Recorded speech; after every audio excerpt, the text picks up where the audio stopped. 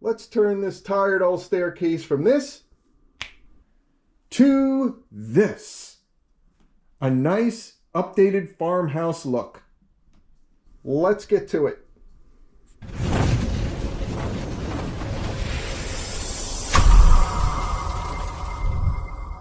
Okay, so the first thing we're going to do is we're going to start with the destruction of the stairs, and I'm going to give you a closer look. So we're going to actually take apart all of the banister up here. We're going to repurpose as much as we can.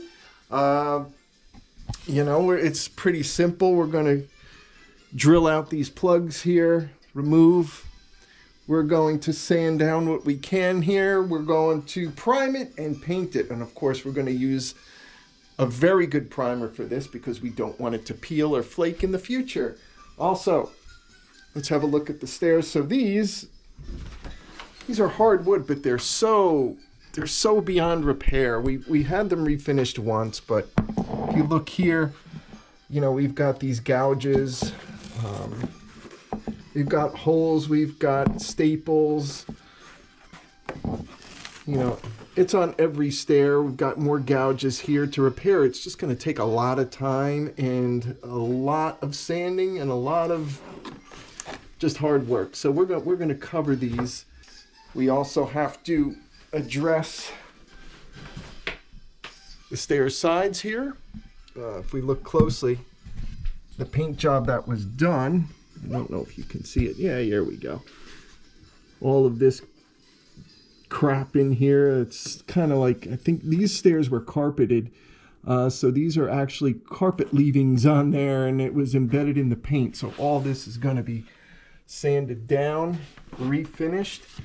They're going to look hopefully brand new. So, well, let's get started on demolition. All right, let's get to getting these plugs out and getting this banister undone.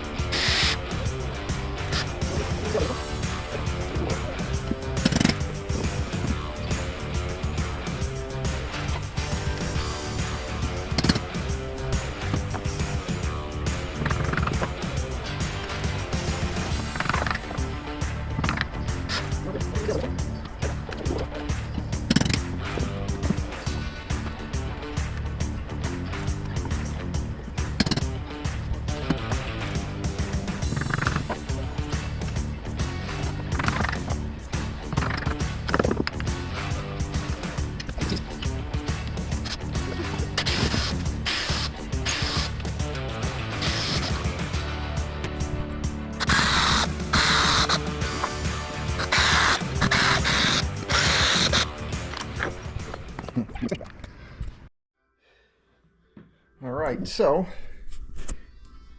getting to these screws to get the newel out seems to be a little bit difficult. I can't get my screw gun to get a good seat on that screw without this little thing being in the way. And if I bang it, I don't want to bang it too hard. I don't want to break it and crack it because I do want to reuse it, but it looks like that's not going to happen. So don't want to crack the railing. I had to bring out my little helper. So we're just going to have to cut that off.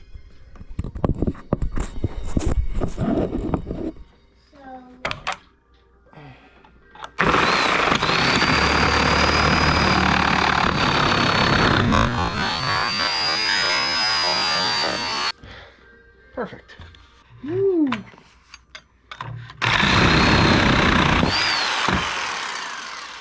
Gotcha. No match for my little friend.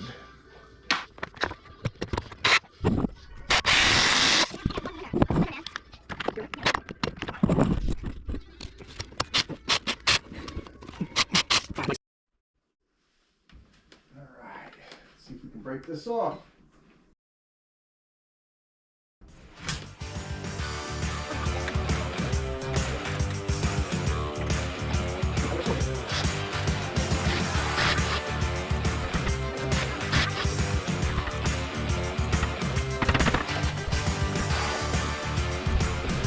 Right. All that time in one new piece. Get out of the rest.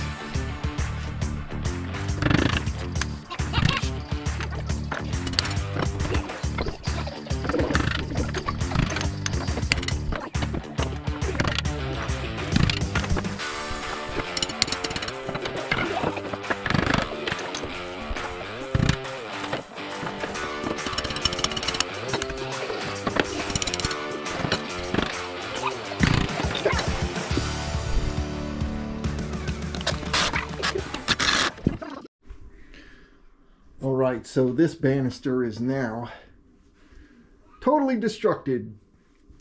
Now, and I took off the balusters here, and we're just going to finish removing this.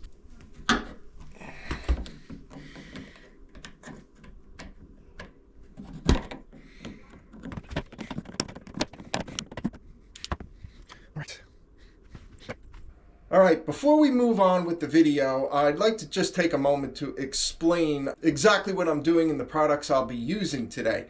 So, what I'm going to do is use this vinyl flooring.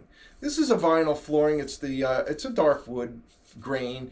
You can get it at any local Lowe's or Home Depot, whatever's closest to you. It's a thin product. It's very flexible, so we'll be able to bend it and make our own bullnose here. Also, it's going to tie in perfectly to the flooring that I already have on my first level here, and will continue down the stairs.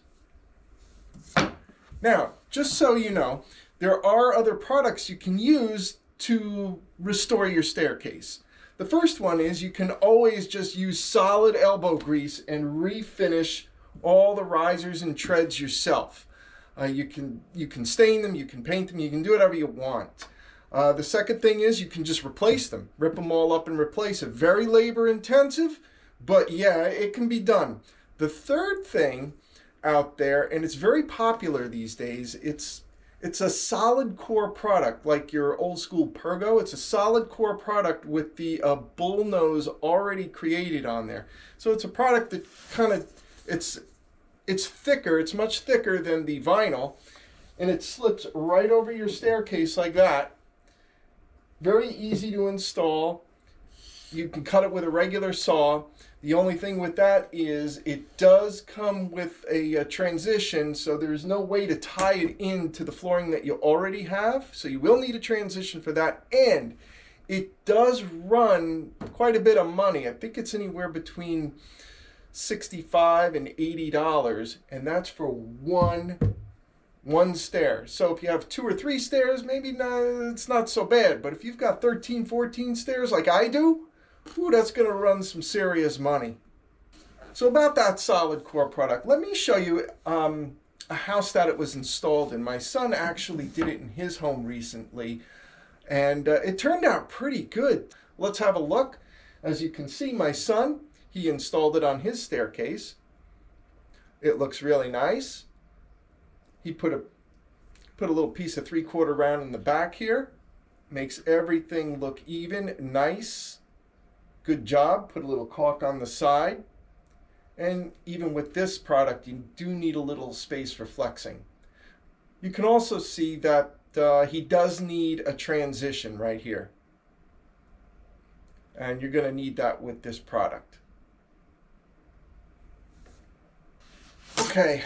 So I did mention before that I wanted to use the vinyl because it matches what I have currently up here, and it'll be tied in with the current floor. Hopefully there will be no transition, so it's a seamless, it's going to be seamless, let's just put it that way, from the flooring right down to the stairs. Okay, the second reason I needed to use this product is, let's be honest, this is my first time doing stairs. I've never done them before. Yes, I've used vinyl on other rooms. It turned out fine. It's easy. It's what they call a floating floor. What that means is it just sits on your floor. It kind of interlocks. There's no permanent adhesion to the floor below. When we do the stairs, however, that's going to change. It's going to be a permanent fixture. But I do have on my stairs down here, this is pretty easy right in between here, easy cut. But I do have some not so easy cuts that I have to make, and I'm afraid if I do use that solid core product and I screw up a cut, because I'm going to screw something up, there's just no way about it. I don't want a $60, $70, $80 screw up. It's much better to screw up a $6, $7, $8 piece of this than a whole tread. So on that note, let's get back. Okay, we're going to get ready to cut our first piece of vinyl. I just put these stair treads back on here because it's all sticky and stuff. But Anyway, we're going to use a stair gauge, and I recommend getting this. Stair gauge is simply something to measure the distance and angle on each stair, because these aren't perfect. There might be a slight angle here and a slight angle over here. Every stair is a little bit different. So if we use a stair gauge, I purchased this on Amazon for about 20 bucks. Simple plastic one. And we're going to use that to cut our first piece. So, you know, you can see here, it's pretty easy. You lay it out, pick this whole thing up, transfer the measurements right onto the piece of vinyl, which I will do. And to be honest with you, if it were just these two stairs to cut, I'd probably, you know, use a traditional measuring tool like a tape measure, take a few measurements here and kind of do it by eye. But, you know, I don't need it for here. These don't have any side walls, but I eventually am going to do that run of stairs. So 1, 2, 3, 4, 5, 6, 7, 8, 9 stairs. It'll take me a long time. So this is going to be a great time saver, especially if you have a lot of stairs you're going to be doing. So I recommend getting this. It'll save you a whole lot of time and prevent you from doing any recuts. Okay, so using this stair gauge, I just marked this piece of vinyl, and you can see, I don't know if you can see the mark here, but see how it's kind of not perfectly straight? That's because this wall here is not perfectly straight. So we got to cut that on a little bit of an angle, and then we will start bending. All right, so before we get to bending the vinyl for around the stairs and making the bullnose, we have to make a jig. So let me show you how I did mine. It's a pretty simple. It looks like this. I just took some scrap wood, you know, made it a little bit longer than the longest stair tread that I need to cover, and I thickened it up with some scrap wood to about 1.25 inches. Right, it doesn't have to be exactly the width of the stair tread, but I wanted to get it as close as possible. So my plan is here, I measured down about 3/4 inch, put a mark here, put a mark here, where is it? Ah, here it is, right there, and put a mark over here. And what I want to do, I have a scrap piece of vinyl, which is the same thickness as the vinyl I'm using. And the plan is I'm going to put it one there, and so on. One here, that's good, and one at the end. So if I just leave it like that, and I put a cover on it, I can slide the piece of vinyl that I want to bend right in here. It'll stop. I flip it over and make that bullnose. So theoretically, I'll put the vinyl in here. I'll show you when it's done. And then use this side as if it were the stair, put some weight on it, and then let it settle there. But let me get to that. Oh, one more thing. When I put these spacers on, like that, or the stoppers as I'll call them, to prevent the vinyl from going down anymore, I have to put a little bit of a spacer in. So I used some cardboard right off of the that box there with the vinyl came in. And that's because I want a little bit of play in there. I don't want it to stuff it in there. I want it to be as easy as possible. But I will show you that when it's all complete. I've just completed the jig that I made for the vinyl flooring. As you can see, this top piece I have is kind of my holder piece. And those shims that I put in and stoppers are right in here. That's one. There's the other one. You see the cardboard in there, giving it a little space. And the third one at the end. So if I take, it's a little wobbly, but if I take a scrap piece of vinyl here, the theory is I'm going to put it right, it should fit, yep, fits nice right in here. perfect. Tip this up. Sorry for the camera angle. We'll heat that with the heat gun. Bend it over on the back here and pop it over, and that should create our bend in the vinyl. Now if you notice, I mean, there's some videos that take this backing off. That's probably a good idea, but I'm pretty impatient, I guess, so I'm not going to do that. This is like really caked on there really well, and it's really tough. I tried to get it off, it just won't come off. So if it doesn't come off with me scraping it and sanding it and doing all of those fun things, I don't think it's ever going to come off. So I'm going to try to bend it with that on, and let's get to it. Time to start the bending process on this. So we're going to heat this up just a bit, bend it over, we'll see how it turns out. Now I tried a few test pieces before this, and for full disclosure, I didn't have the right tools. I didn't have a heat gun. I tried a hair dryer, it didn't work. Not enough power. And then I tried a blowtorch, and while that did work, it created hot spots, and you can see a little burn mark in there. No good. So I asked a neighbor to borrow his heat gun, and we're going to do that now and see how it works. I'm going to whiz right through this for you guys so you can see.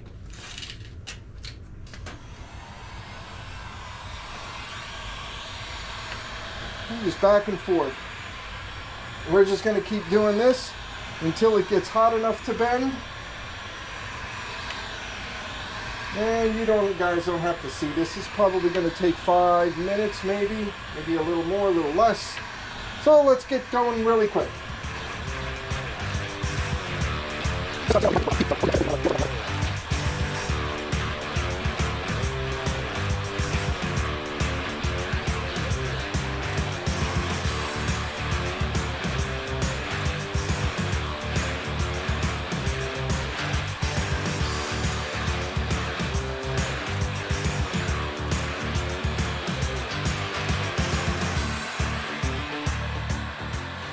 Okay, so it's been about 2.5 minutes, I'd say, maybe 3, and it's starting to become a little bit flexible. You just put a little light pressure on it. You can see it's starting to go.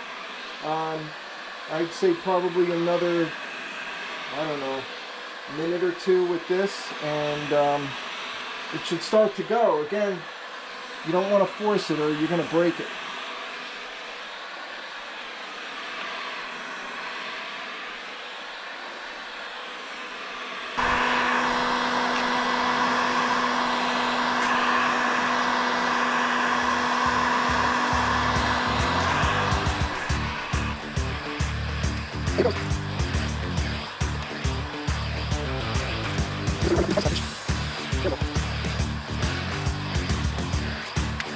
I'm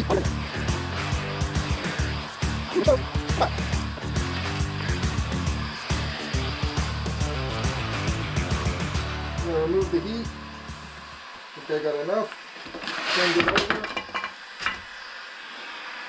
I'm going to keep going with the heat because it's got to go all the way around.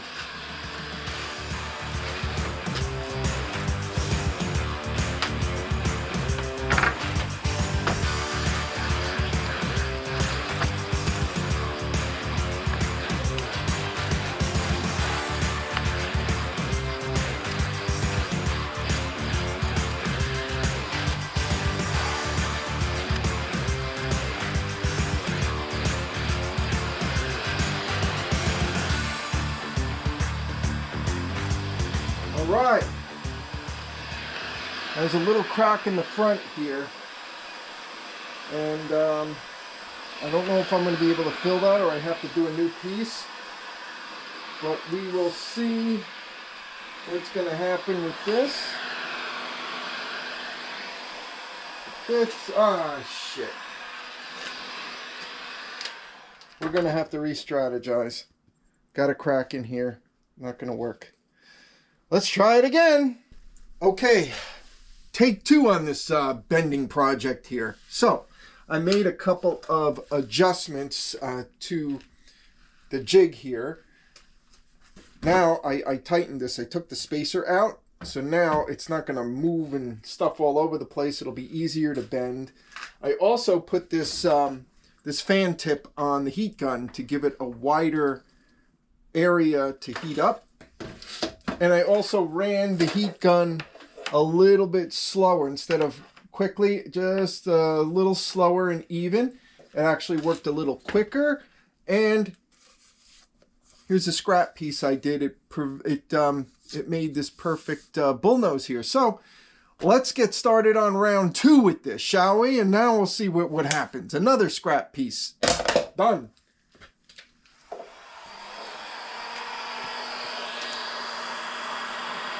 So I'm going to go slower, kind of like this.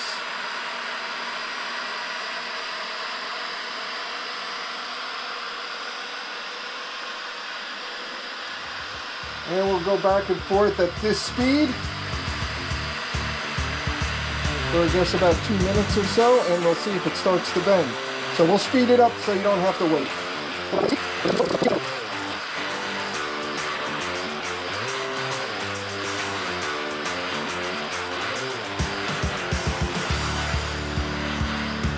Okay, so I kind of, after some trial and error, can kind of tell when it's almost ready to bend. I can smell this odor, and I believe that's coming from the backing. Since I didn't remove it, I think it's melting and kind of giving off this odor. So it's just starting to smell, so we're going to be able to bend in a little bit.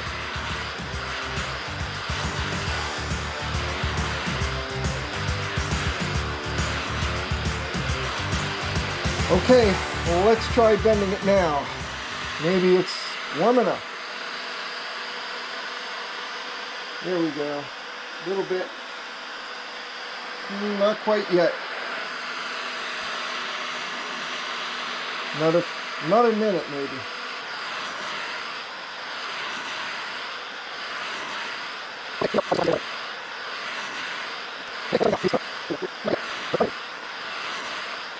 Okay, I've been doing this, I'd say, for about 8 minutes maybe, and it's still not, I mean, it's going to go any minute, but it's a bear, this thing. It's not, I mean, you have to have patience to do this. Starting to go, here we go. Yeah, I know. I sound like Dak Prescott. Oh, those Cowboys, what the hell happened to them? Here we go. Well, I don't know.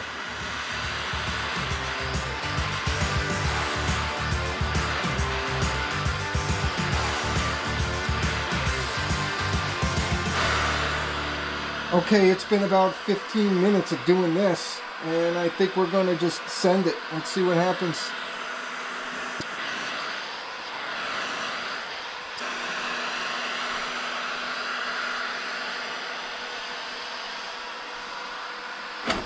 Well, this is taking a while, ain't it?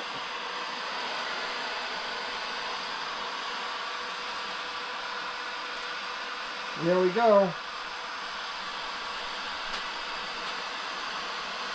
I don't know why it's taking so long, but it is. We're going to get it all the way down, wrapped around. It looks like there's no cracks. That's a good thing. This side over here is down good. Nice and hot. Whew, again, this took a while. This took, I think, about 10 or 15 minutes to get it down. So I'm going to turn this heat gun off. Turn that off, put some weights on here, and we'll just let it set. And we'll come back to it, and then we will fit it over the stairs. Just hit it with a little gun again, just to, you know, I don't know what the hell. It's nice and soft, so that's good. All right, I think it's set up now. It's been sitting for about a couple minutes, maybe, I don't know, a minute or two. So let's take these weights off, and we'll go see if it fits on the stairs.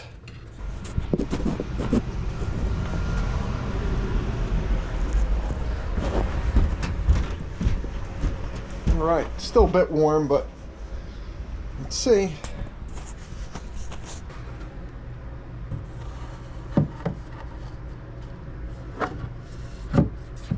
Beautiful. Look at that. Nice. Now it's got a little bit of play in it, not much, maybe a 1/16 of an inch. And I've seen this a couple times. If you put it really tight up against the sides here, you're going to have a little bit of expansion in the hot weather. So we have to compensate for that. So you can't even really see the gap, and I'm going to fill that anyway with a little caulk, but just like in that other house we saw. But a little bit of play, not too much. You don't need 1/8 of an inch like you do when you're, or 1/4 of an inch, I think they say when you're laying a floor. But that's pretty much it. So I've got 1, 2, 3, 4, 5 more. It's going to take me all day to bend these. Let's get to work. All right, guys, I'm here for the 3rd time with you guys bending these boards. Now, it's a good thing. This is real life. Again, I never done this before, so, you know, forgive me. But there was a couple of things that happened before, like cracking on here. It took forever to bend this wood. And stupid me, here's a little tip. Number 1, make sure your heat gun is at the right temperature. I thought it was all the way up. It seems that I was trying to heat this at like 800 degrees. It took forever. I cranked it up to 1200 degrees. That makes a big difference. Also, for me anyway, I just wiped this down with a little water to get rid of any debris on here, and that seems to work. I did all of the other stairs. That bent with no problem. It only took a couple of minutes anyway, but this is one of my last pieces I have to do. It's for the side. So I'm going to show you this in real time. I'm going to pop this right into the jig we made. The jig is a lifesaver. It works great. Pop that in there good. And let's start going. Get this out of the way. Make sure it's at 1200. Yep, all the way up. For this gun anyway. I will speed it up a little bit, but we'll do the timer. So I'll show you exactly how long it takes.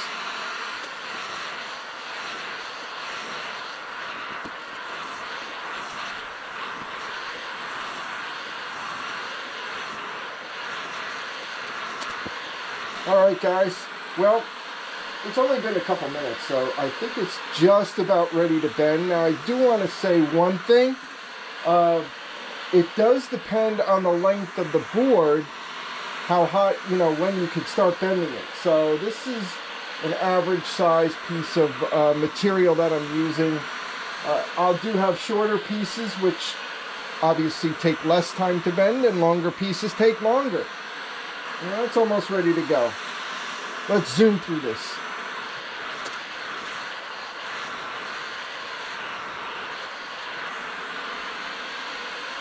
Alright, it's been about 2 minutes now, and I think it's maybe 2.5 minutes. It's about ready to bend. So let's try it. There we go, it's starting. Anyway, I've seen these, probably like you, watching YouTube videos on how to do this, and just from a realistic standpoint, I'm not counting the passes I'm making with the heat gun because it does changes all the time. Again, it depends on it does depend on the length of the board. You need heat, more heat the longer board, so it's going to take longer. Also, very important, try not to touch the material with the heat gun, because I've done that. It left a couple nicks. You know, fortunately it's in a spot where it really doesn't matter, but yeah, here we go. But yeah, if you touch the hot part with the heat gun, it's no good. There we go. Bend over, turn off the heat gun. We'll put some weights on it. I like to tuck it up good there.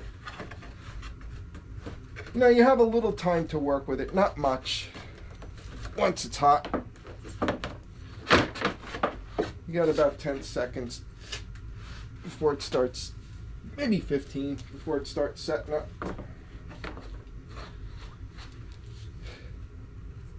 And that's it. Let's wipe this off again. Time for more destruction, removing the paint. Now I was going to use paint stripper on the paint here to remove the white edging. And of course the paint on the riser. However, that was denied, and for good reason. I do have grandkids that come over and visit, and the fumes from this are very bad, danger. You know, so I have pets, kids, harmful vapors. I don't need that crap around here. So I am using a heat gun with the paint scraper attachment to it. It seems to be working. I'm getting a lot of the paint off. Now, all of it's not going to come off. I don't expect all of it to come off. But my plan is we're going to bubble this up, scrape it off, hit it with an aggressive sandpaper, fill it, and then hit it with a fine sandpaper. So let me show you the job this does. It's pretty good. It bubbles up the paint. There's a lot of coats of paint on here, so it may take a couple of passes. Okay, so I have my, oh, there you are. I have my gun set to, I guess 1100 degrees at a medium fan setting. So, oh, got my paint scraper here. That just fell. So we're going to use this in conjunction with the scraper on here, and let's go. Let's heat this up.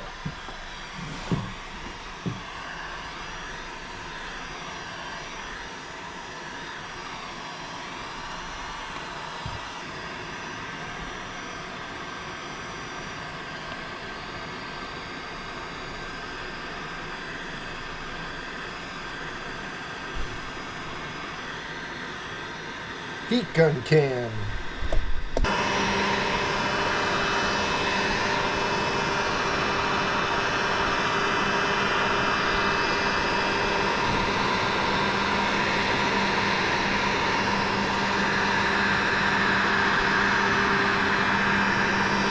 Well, let's start scraping.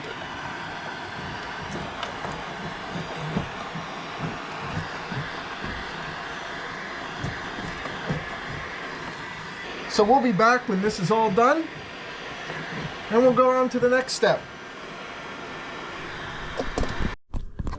All right, it looks like we got some of the paint removed. Let's have a look. So I didn't go all the way to there's no need to get all the way, you know, every last drop of paint off all the way down to the wood, but I did get it nice and smooth. You can see some wood, all of that. I took about 3, 4, maybe even 5 coats of paint off. I did go over it a couple times. It looks pretty good. But before we go on to my favorite part and get all these carpet nuggets out of here, I just want to say a few things about the process. So, a few safety tips. Number one, when you're dealing with a heat gun and removing paint like that, it does create smoke. I don't know if you can see it in here, but there's a little bit of a haze. So I would always recommend wearing a mask, glasses, and I believe it's very important, especially if you have an older home, because the paint on here, you never know if it contains lead or not. So you really want to be safe.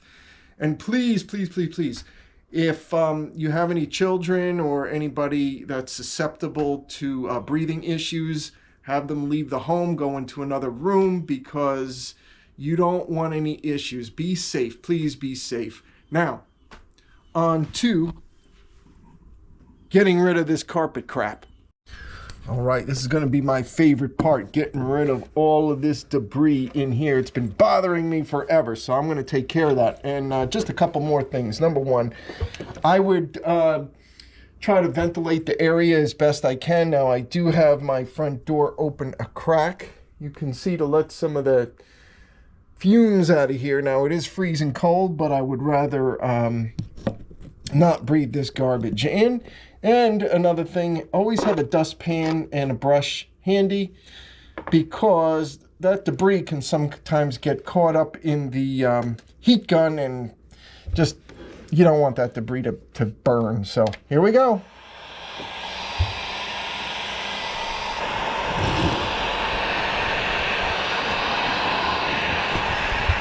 Bye-bye carpet chunks. I've been waiting for this for a long time.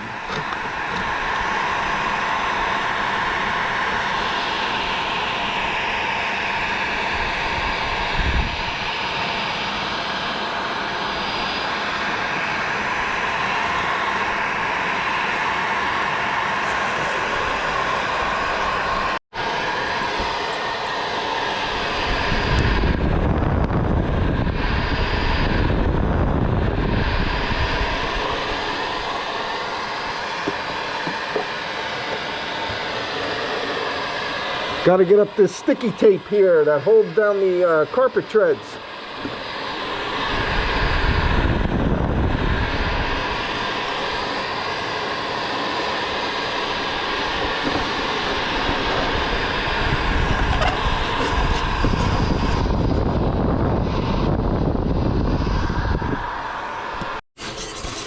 Looks like I got a scam call coming in.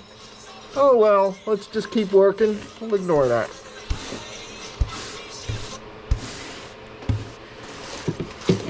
All this debris from this little spot right here, so it is important to sweep up and clean up the area so it doesn't burn and create fumes.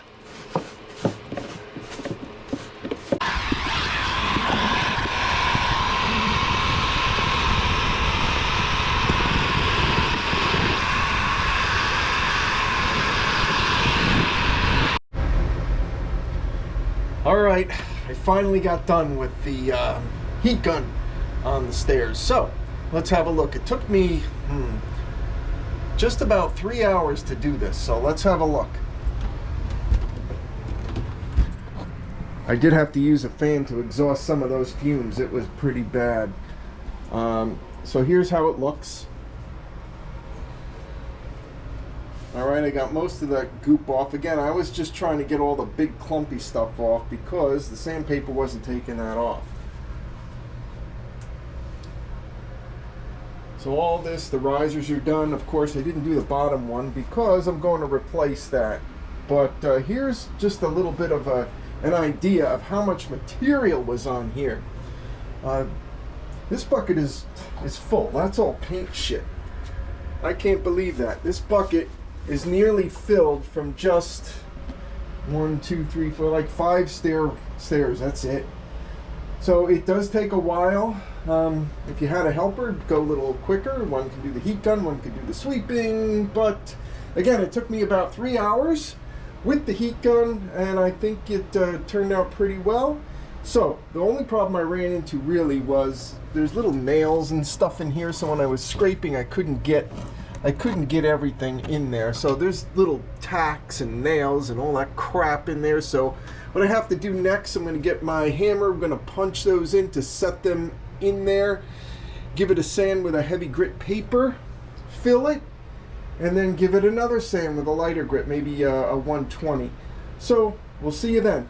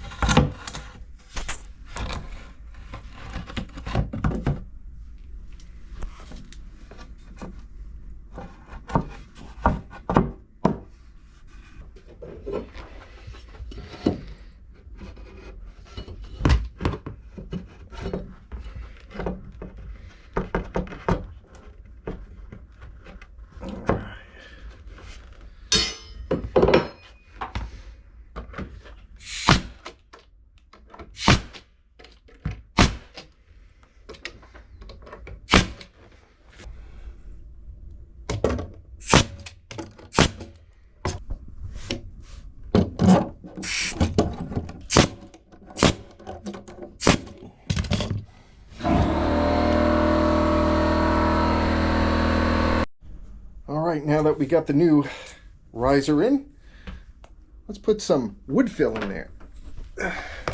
Simple putty knife and some wood fill is all we need.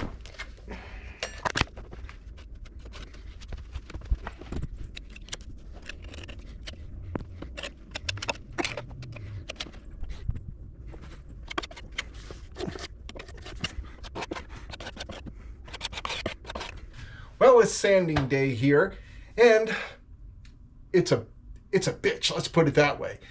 A lot of hard work, a lot of elbow grease. So I did use a lot of sandpaper here. Okay, hand sand and as well as machine sand. I used a corner cat here and a orbital sander. And of course, even with all of that, I still didn't get all of the paint off, as you can see. I still left some on. That's okay. It is, I'm going to paint it white anyway, and I'm going to use a very good primer. That way, none of it will bleed through. So, all done here with the sanding, of course. I cleaned up, and right now, what you should do after that, you can use denatured alcohol. I'm using a bit of watered down paint thinner because I thought I had denatured alcohol, but I don't. And then I'm just gonna wipe all of this down here to get the dust off and get it ready for primer. All right, time to put on the primer. And no, I'm not gonna record myself putting primer on. I won't put you guys through that. But anyway, before I get going, I just wanted to let you know I am using Zinsser oil-based primer. We want to use an oil-based primer because that's gonna penetrate the wood. I sanded the crap out of this, and you know, it's just gonna suck this primer right up, and it'll be a better coat, a better bond for the paint. Plus, it's also a stain blocker, so we want a nice high-quality stain blocking oil-based primer in white. Now, if you're going to use, you know, a natural look in the back, or anywhere on your anywhere really, if you're going to use a natural wood, I would recommend, highly recommend a sanding sealer, and that, of course, will seal the wood, so you can go ahead and stain it. So anyway, not only do I have the primer, I have a mask, gloves, because this crap don't come off. It's not like you can wash it off in the sink. And I do have a towel on the side, a rag I should say, and that is soaked in a little bit of paint thinner just in case I get it on anything, my clothes or whatever. I can easily wipe that off. So I'm going to get to that, and we'll be back. Okay, before we get on with reconditioning these stair railings, just a little bit of a recap. So the stair stringers, the stair treads were all removed of paint. They were sanded, prepped, primed, filled. They're ready to go. Replaced the stair tread on the bottom stair with a new piece of wood. Filled that, primed it. That's ready to go. Cut all the stair treads, those vinyl stair treads. Bent the bullnose. That took a while. It was a pain in the ass, but hey, I got it done. Cut the angles. That's all ready to be fit. And now on to our next adventure here. Now, this is not a painting video, so I probably won't show the painting process, but I will explain it to you. The first thing we've got are these balusters. They're a bit rough on the top here. So I think I'm going to sand these down with a hand sand it with a 120 grit sandpaper. Fill any nicks or repair anything that's wrong with them. I think there's a couple of nicks in a couple of these, but they're not too bad. So we'll take care of that. I will prime it with this. I cheated. I'm using the Zinsser oil-based primer. We're gonna spray these with the rattle can. The next thing is this handrail. This might be a little bit of work. This has got like, I don't know, 3 to 5 coats of varnish on it. So I'm going to have to scratch this with some sandpaper, rough it up, wipe it off with a bit of paint thinner, and prime and paint this. The next thing, the newel post. Now, unfortunately or fortunately, however you want to look at it, we're not going to use this. It doesn't fit the decor my wife is going for, so we're going to go with a box newel. This, the good thing is I don't have to do any work on it. The unfortunate thing, this is a nice solid piece of oak. Now, let's get on with it, shall we? Okay, so I just finished sanding and priming all the railing parts. And while that dries, I'm going to be laying the treads on the staircase. So I did put a couple coats of off-white paint on the risers and the side stringers here. So that's dry. And before I permanently adhere the treads to the wood here, I want to make sure it's nice and clean. So I did wipe it down. I'm going to dry fit everything first, and then I'll go ahead and show you what I use to bond the vinyl to the floor. Okay, so I've got the first stair. Now I'm not going to do the very top here. This is going to be tied into the flooring up above, so there's no need to attach that to the permanently. So I'm going to start with this stair and then go 1, 2, 3, 4, 5 all the way down. Each tread consists of 2 pieces. First one is the bull nose that we bent. That was a nice time, wasn't it? And then the second piece simply snaps into the first piece like that and goes right on the stair tread like this. So pop that in there first. Pretty good. Nice and tight. I'm going to pop this front piece on first. Don't want to mess up the paint job I did here.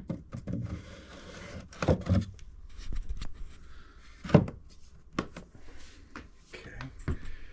Then we'll put that second piece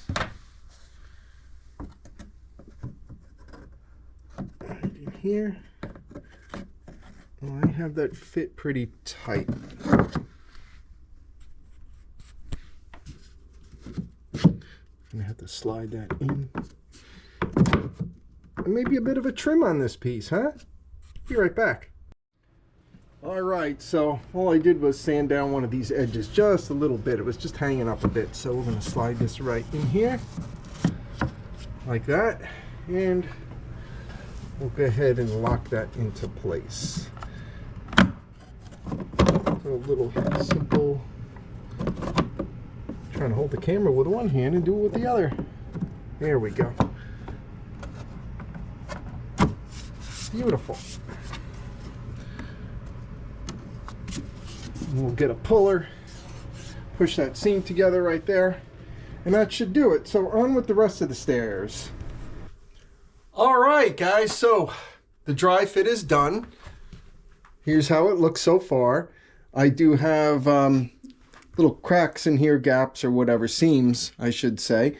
Those will be filled and they will be flush as soon as I put this down permanently. So I'm going to just use some construction of adhesive, some high strength liquid nails or any high strength construction of adhesive will do. And what I'll do is once I set these in here, I'm going to give a few tacks in the back just to extra support it. I don't know if I'm going to put any under the bull nose, probably not. Get this down permanently, and I won't see you again until everything is complete. I do have the paint again on the railings, so all I have to do is just reattach that. It's pretty simple, and put some quarter round in there and caulk, and hopefully that's it. Probably another half a day of work, and we'll see you then.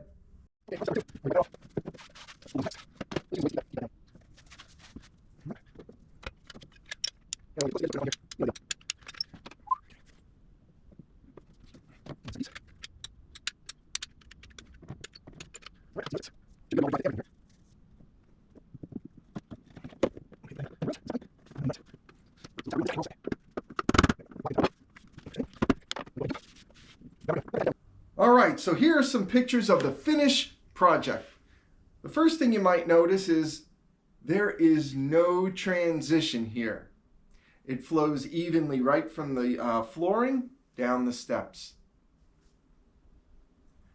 And in this photograph, you could see some of the angles that I had to cut, and unfortunately they weren't perfect 45-degree angles because these stairs are way out of whack. So again, I have to put a little fill and color in there and it'll match hopefully perfectly.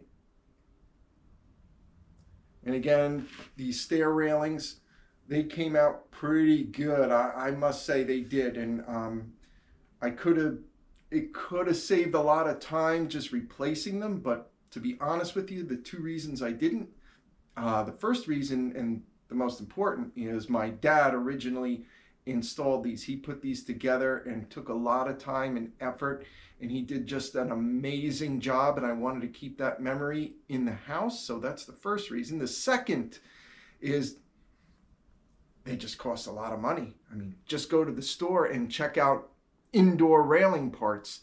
They're crazy expensive. And a full view of the stairs. Perfect. Let's get on with it. Well, thank you everybody for watching. I think the project is complete. Just a few little minor touch-ups and kind of cosmetic-y things I have to do. But other than that, we're all done. So the first thing is this project entirely took me just over about 6.5 days to complete. That includes the railing and the stairs. However, if you were going to just do these stairs, it would probably take you a solid 2 to 2.5 days to install these risers and refinish the stair stringers and treads. Now I do want to emphasize this is not, I repeat, not a how-to video. I am not an expert. In fact, the title of my channel, Mikey Tries It, I'm not a professional. I'm a DIYer just like you. And you can see all the screw-ups I made throughout the process. And I just wanted to convey to you that it's not as easy as it seems sometimes. There's a lot of mistakes and we have to go through it. So this is just my experience. You don't have to follow my lead exactly on how to do it. You can consult your own professional if this job seems a bit out of your range. But I must say, if you do have patience and you have the willpower, you can get it done. So I made a list of products that I did use for the stairs. Now I'm just going to concentrate on the stairs and not so much these banisters I did because they were repurposed. So first thing, let's see, and pull out my glasses here.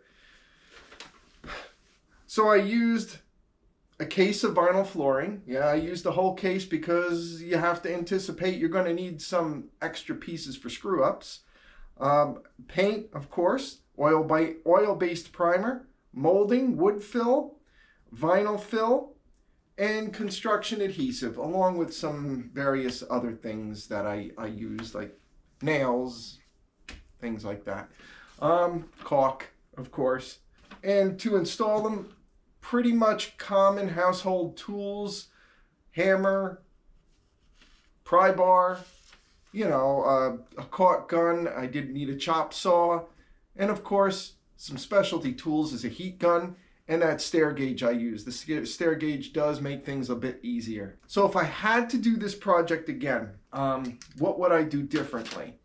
The first thing is I would try to remove these stringers. They didn't come out perfect because they could have used a belt sander. Let's be honest, they were really screwed up. So if I were to remove these, it would make it easier and save a little time to refinish, but I tried to, and it was just, I didn't want to take this wall siding down. So I didn't remove them, and I should have. The second thing is a couple of these risers back here could have been replaced. They were bad. A couple of them were so bad. It took me longer to fill sand. It took me longer to do that. I should have just replaced a board on there. So let's go over the numbers real quick on what I spent on this project. The first thing, the vinyl flooring, it cost $60. Paint and primer, $65. The molding, around $30. A new riser for the bottom there, $15. A stair gauge, which I needed, $20. Caulk, adhesive, fill, things like that, $35. And miscellaneous items such as nails, sandpaper, screws, attachment screws I need for the banister here. All of that costs about $40. So all in all, for the stairs themselves, it cost to refinish them around $250, which isn't bad to get this to get this look. Now, if you were to use that other solid core material, those pre-made treads I was talking about earlier, you can add another $265 just for that product. And you would have spent just over $500 just to refinish this staircase, not including, remind you, not including any screw ups you make. So any screw ups you make, you can add another $60 to that.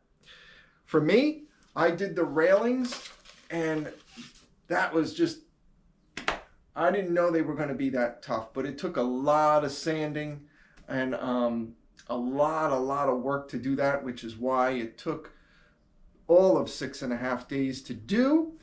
With the railings, my project cost about the same as if I were to use the pre-made treads. So just over $500 from top to bottom for this project.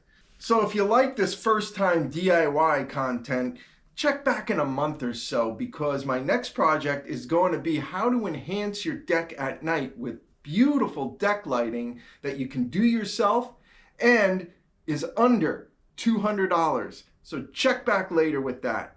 And again, thanks for watching.